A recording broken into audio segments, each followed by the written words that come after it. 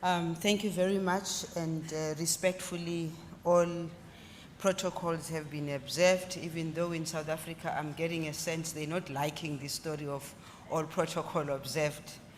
But I do want to appreciate again Vice President of the Government of the Republic of Gambia, my sister Dr. Isato Toure, and ladies and gentlemen, ministers and vice ministers present today. I hope this will be understood as I read my opening remarks.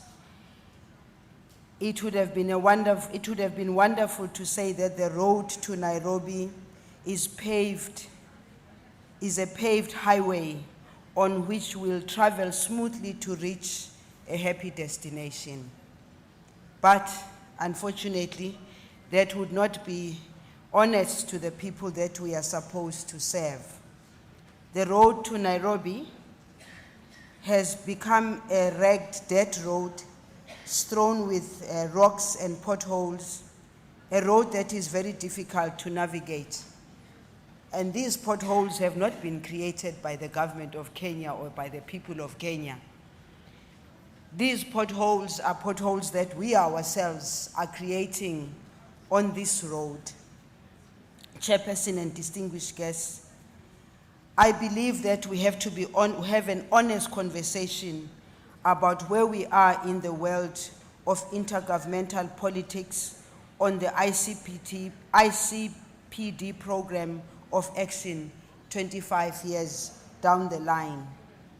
We all know that the United Nations Commission on Population and Development failed to reach a substantive resolution at 4 of its last 5 meetings, especially in the following areas: sexual and reproductive health and reproductive rights, comprehensive sexuality education, freedom from discrimination from any grounds, and the rights of people in occupied territories, amongst others.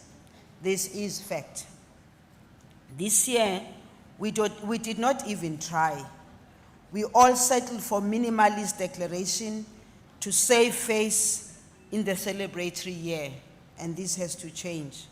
The road to Nairobi seems to be leading us to something similar, and I'm hoping that as we prepare for this road, I will be proved wrong.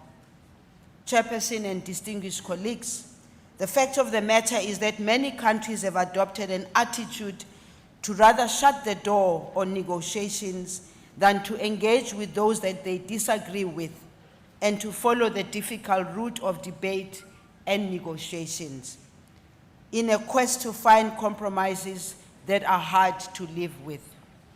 Allow me to talk about other significant occurrences 25 years ago. That was the year in which my country, South Africa, emerged from apartheid to become a free democracy, even though the road is still very difficult.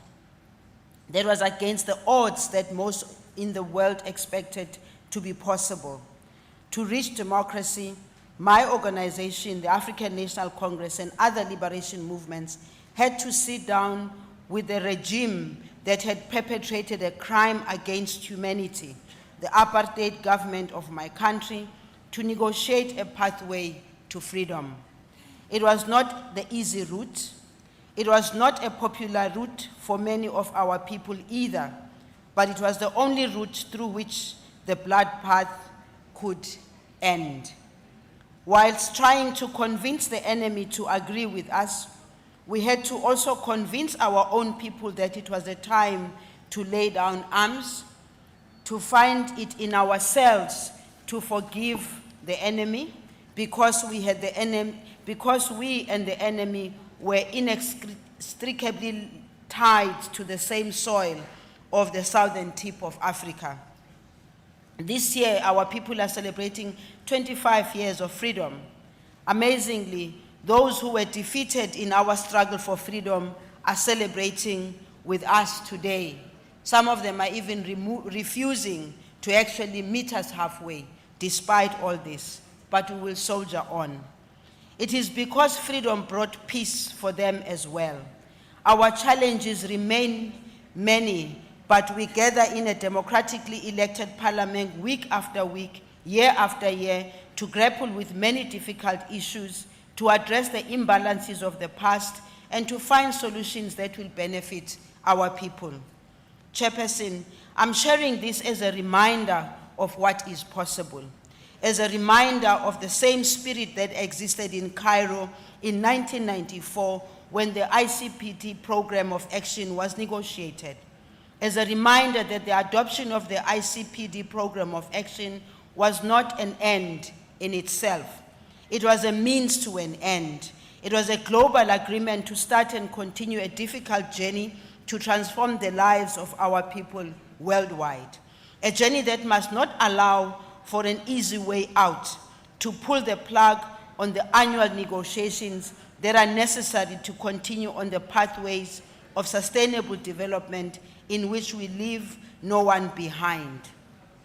I would like to conclude by quoting from Africa's Addis Ababa Declaration on Population and Development in Africa Beyond 2014, and I quote, the declaration recognizes, and I quote, that with deepening globalization, the issue of population and development have become increasingly intertwined with global economic, social, and environmental concerns, and that addressing such issues require a multi-stakeholder and international approach. Through the declaration, members committed to, and I quote, promote international cooperation efforts, including the development of joint programs and initiatives, the strengthening of policy dialogue and coordination, the transfer of knowledge and technology, and the allocation and mobilization of financial technical resources for international cooperation in the area of population development, close quote. The declaration also commits to the role of civil society organizations, including NGOs, and the private sector in this regard. And Chairperson, if I may say, from an experience of South Africa, the private sector is always dragging its feet when it comes to working with us. I'm hoping that in other countries it's not the same. Let us remind ourselves of this as we go to Nairobi, and more importantly, as we leave Nairobi to continue to finish the unfinished business of the ICPD Program of Action in our countries, our regions, and worldwide. This is a difficult journey that my government remains committed to, and however difficult, that we would like to undertake together with the rest of the international community. Her Excellency Vice President of the Republic of Gambia, Dr. Issou Touré, as she spoke earlier this morning, spoke to the issues of political will. We are looking to that political will, and never must we lose sight of the fact that it's not about us, it is about our people and their well-being. I thank you.